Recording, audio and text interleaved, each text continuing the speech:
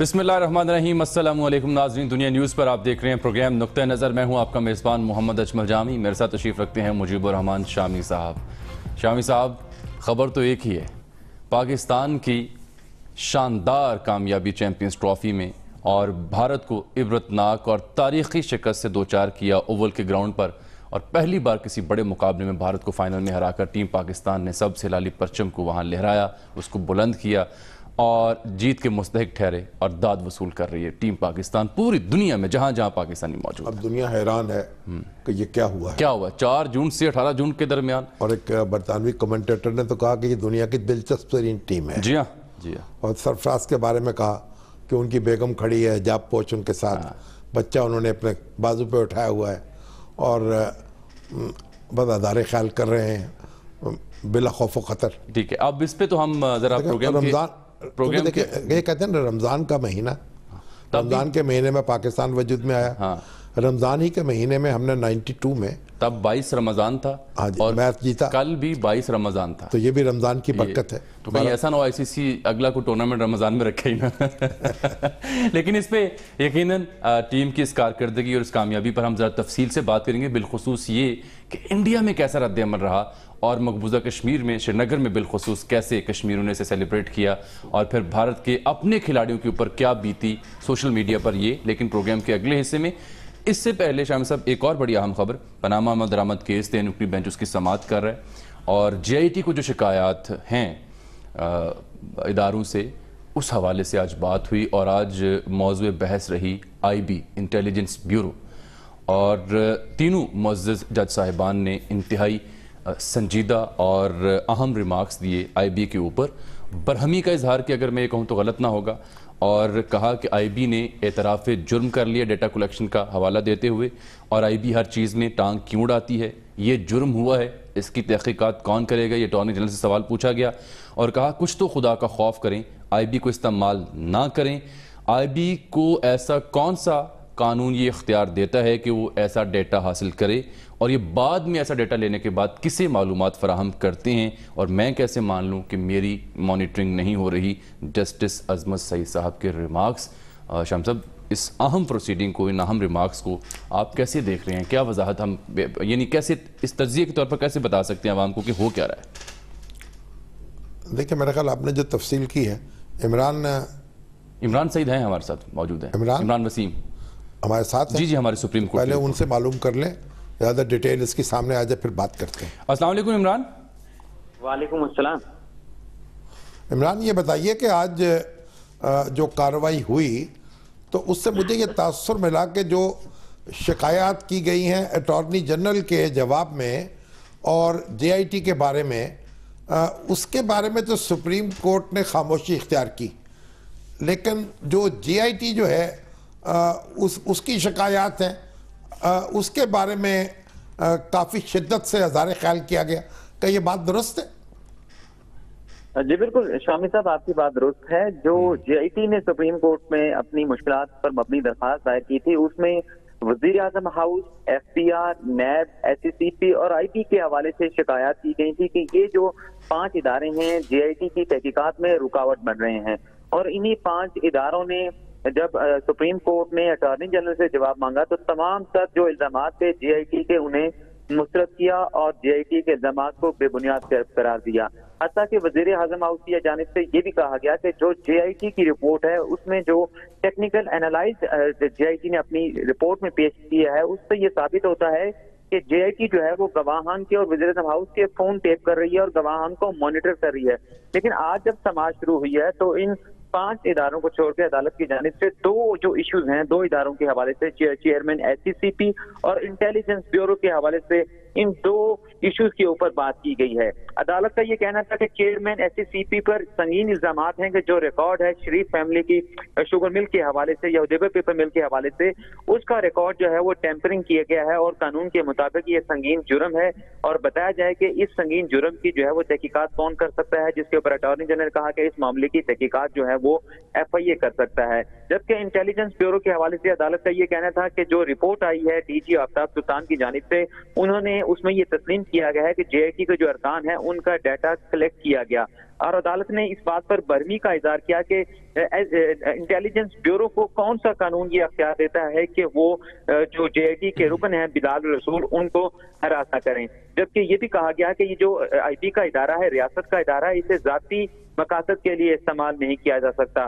تو آئی بی کے حوالے سے جو جواب تھا، وہ جو عدالت کا حکم تھا وہ یہ تھا کہ اٹارنی جنرل جو ہیں اس حوالے سے عدالت کی معاملت کریں، جبکہ نیب کی جو ایشو تھا اس کے اوپر عدالت نے آج یہ حکم دیا ہے کہ جو عرفان نئی منگی کے خلاف کارروائی ہو رہی ہے وہ جب تک جے آئی ٹی کا معاملہ چل رہا ہے وہ زیر التوا یا تعطل کا شکار رہے گی۔ جی ٹھیک، لیکن اصل اب دیکھیے عمران آپ کا بہت شکریہ، بڑا ایک لیکن سر کچھ ایسی ہی شکایات تو دوسری فریق کو بھی ہیں، واضح الزام بھی کہتے لگایا ہیں ہمارے گیا تھا فون ٹیپ کیے جا رہے ہیں کہ وزیر اعظم ہاؤس کی طرف سے کہ جے آئی ٹی ان کو فون ٹیپ کر رہی، اور سپریم کورٹ نے اس بات کا کوئی نوٹس نہیں لیا۔ یہ بہت سنگین الزام تھا، اور جے آئی ٹی کے حوالے سے جو دوسرے الزامات ہیں، دیکھیے پہلی بات تو یہ آغاز ہی میں ڈی این اے کے مسئلے پیدا ہو گئے کہ وہ واٹس ایپ کال کس نے کی تھی، پھر فیس ٹائم جو آئی فون پہ کال کس نے کی تھی، اور کس طریقے سے ان کے نام چنے گئے تھے، یہ ساری باتیں اب ان کی کوئی وضاحت نہیں کی گئی۔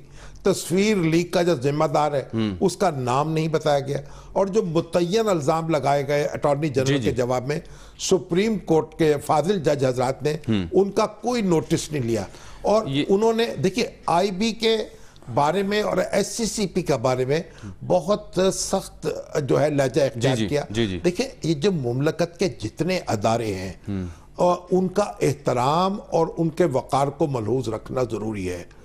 کسی بھی ادارے کا جو قومی ادارہ ہے جب تک کوئی جرم ثابت نہ ہو جائے آپ اس کی بے توقیری نہیں کر سکتے، اور جب اس کی بے توقیری ہوتی ہے تو پھر اس کی مملکت جو ہے اس میں ذوف آتا ہے، تو اس ادارے کا اپنا مورائل بڑا نیچے چلا جاتا ہے، اپنا مورائل نیچے ہوتا ہے، کارکردگی متاثر ہو سکتی ہے۔ دیکھیے بات یہ ہے کہ جو ریمارکس دیے جا رہے ہیں مسلسل، اور جو نہال ہاشمی کے معاملے میں ریمارکس دیے گئے تھے، اس سے میں تو جتنے بھی لوگوں سے گفتگو کرتا ہوں، ہمارے کئی جج حضرات سابق ہیں ان سے، کچھ سینئر قانون دانوں سے، وہ ریمارکس جو ہیں وہ کافی ان کے اثرات جو ہیں منفی محسوس ہوتے ہیں، اور اکثر یہ بات کہی جاتی کہ فاضل جج صاحبان کو ریمارکس دیتے وقت بہت احتیاط کرنی چاہیے، پھر کوئی ایسا لہجہ اختیار نہیں کرنا چاہیے جس سے غصہ ٹپکتا ہو، جس سے ناراضگی کا اظہار ہوتا ہو، جس سے کسی فریق پر کوئی بہت جنجلاہٹ سی معلوم ہو رہی ہو۔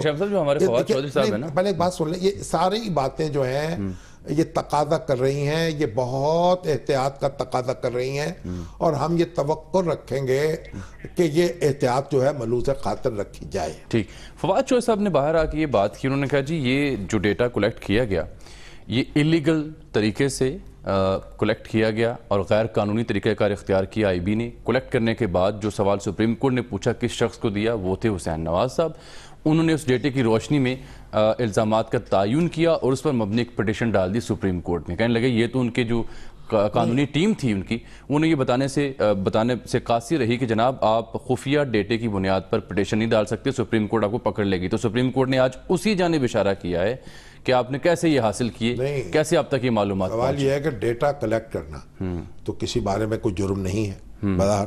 اگر میرے کوئی قوائف جمع کرتا ہے، کوئی میں نے کہاں پڑھا ہوں، کہاں کام کیا ہے، کس ادارے میں رہا ہوں، تو اس میں کوئی جرم نہیں ہے۔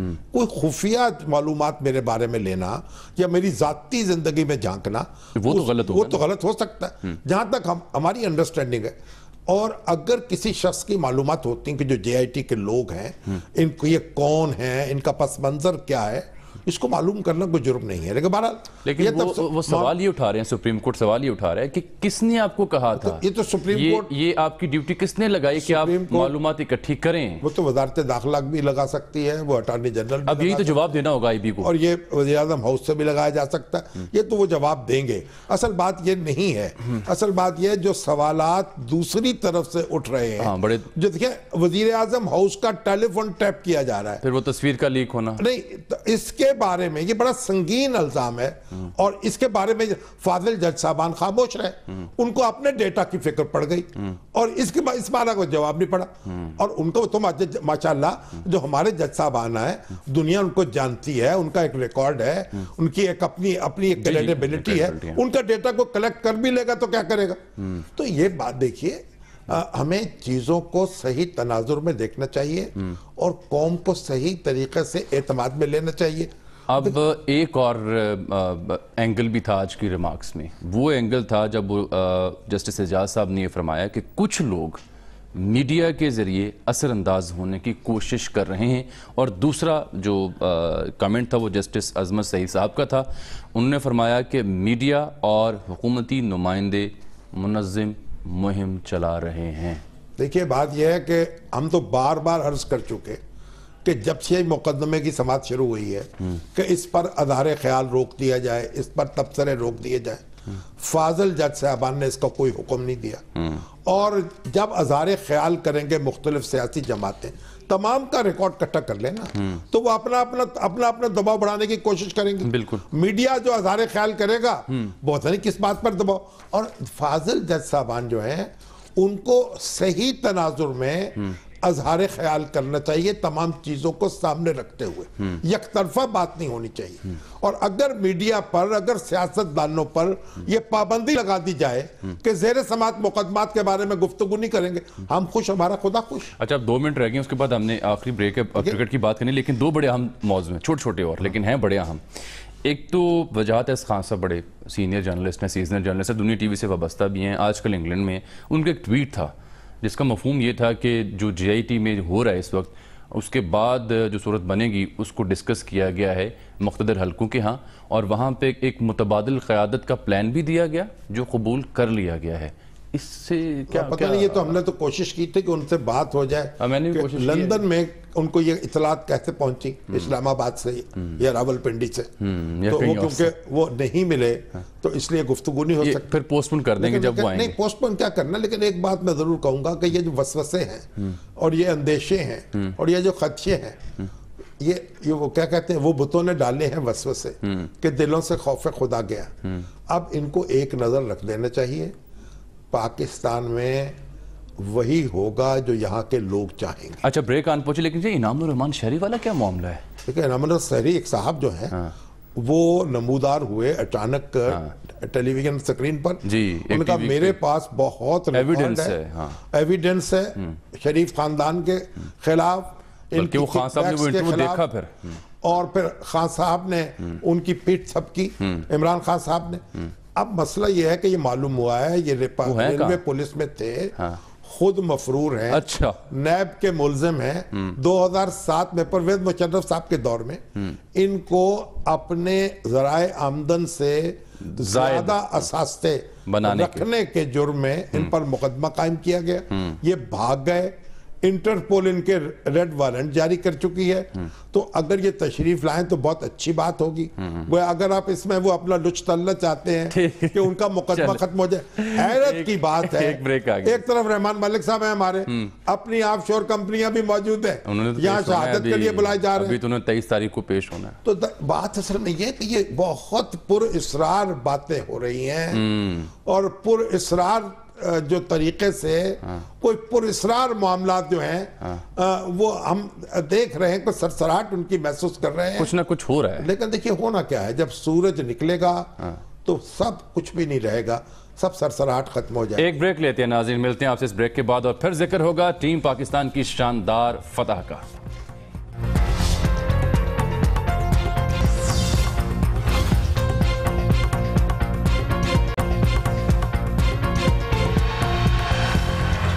ویلکم بیک ناظرین. شامی صاحب, ناممکن کو ممکن کر دکھایا ہے. 8ویں نمبر کی ٹیم تھی جو ایک دہائی سے کرکٹ اس کے دیش میں نہیں ہو رہی, اور کوئی انفراسٹرکچر نہیں ہے, کوئی سہولیات نہیں ہے انٹرنیشنل جو وہاں ہوتی ہیں. اس کے باوجود نہ صرف نمبر 1 ٹیم جنوبی افریقہ کو ہرایا, ہوم گراؤنڈ کی فیورٹ ٹیم انگلینڈ کو ہرایا, سری لنکا کو ہرایا جس نے انڈیا کو ہرایا, اور پھر انڈیا سے پہلی بدترین شکست کے بعد اسی کو اوول میں فائنل پہ مارا, اور وہ بھی یادگار اور تاریخی. پاکستانی قوم جو ہے وہ ناممکن کو ممکن کر سکتی ہے.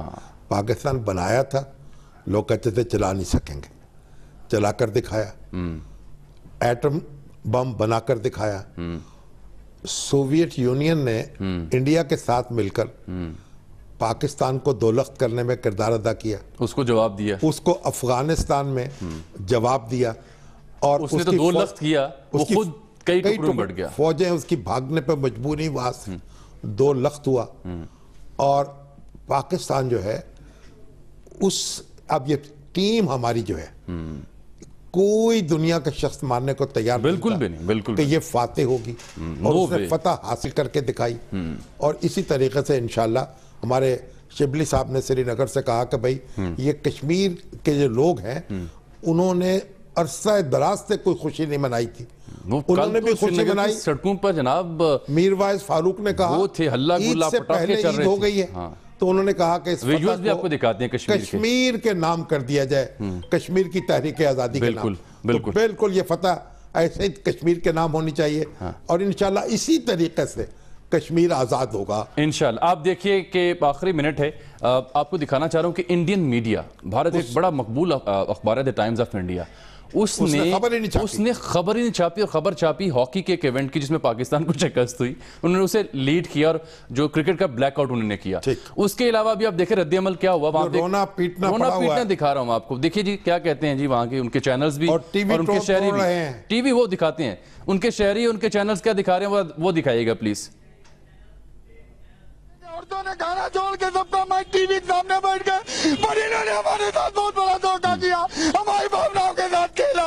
अरे हम तो कहीं के नहीं रहे, अरे हम तो डिस्टर्ब हो गए। अरे हमारे बाबा विराट कोहली, विराट कोहली। और ये बड़ी दिलचस्प बात है शामी साहब, टीवी के मनाजर आप देख रहे हैं। अभी परसों ही हम उनसे ट्रांसमिशन कर रहे थे इंडियन न्यूज़ 18 के साथ, तो हमने वहाँ दोस्तों को मशवरा दिया कि आप पुराने टीवी जो हैं वो ख़रीद लें। पूछने लगे क्यों, मैंने कहा तोड़ने पड़ेंगे, तो वो वाकई सच साबित हुआ और उनको टीवी सेट अपने तोड़ने पड़े। शाम साहब इंतहाई हैरानकुन ये फतह इसलिए भी है कि ऐसी बैटिंग लाइन थी टीम इंडिया की कि जो 350 क्या 400 रन भी चेस कर सकती थी, और ये कल के हसन अली बेचारा इस टूर्नामेंट में मंजर आम पर आया, तो Junaid Khan out of form थे, मोहम्मद आमिर पे लेबल था, कुछ दाद तो फिर हमारे नजम सेठी साहब को भी देना। हाँ, उनके साथ कल बड़ी बदतमीजी हुई, वहां पर मैन हैंडलिंग हुई, उनकी अहलिया भी वहां साथ तो एक टोली थी, और पीटीआई के लोग थे, और पीटीआई के सोशल मीडिया ऑफिशियल हैंडल ने उसे रीट्वीट किया। लेकिन जो बहुत बड़ी तादाद में लोग मौजूद थे उन्होंने उसका कोई नोटिस नहीं लिया, ना उसके साथ मिले। अब इस टीम का बड़ा पुरतपाक इस्तकबाल किए जाने की तैयारियां की जा रही हैं। मुबारकबाद एक बार फिर से पूरी कौम को, और सलाम है इन जवानों को जिन्होंने पाकिस्तान का नाम फख्र से बुलंद किया। इजाज़त दीजिए, अल्लाह हाफ़िज़।